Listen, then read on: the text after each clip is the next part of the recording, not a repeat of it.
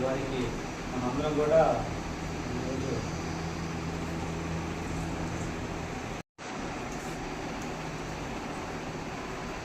అందుకోసం వాళ్ళని స్మరించుకోవడానికి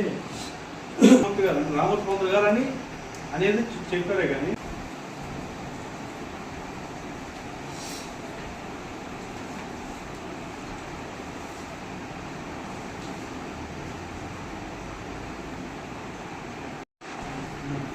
రాష్ట్ర లాంగ్వేజ్ ఆయన చెప్తే నువ్వు రాసి వస్తావు.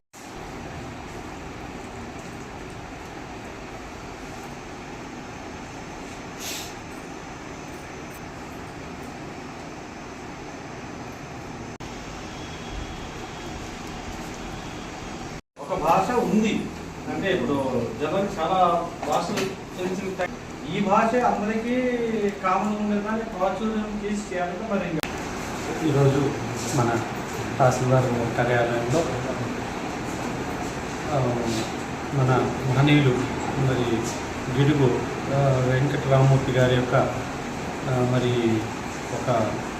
తెలుగు భాషను కూడా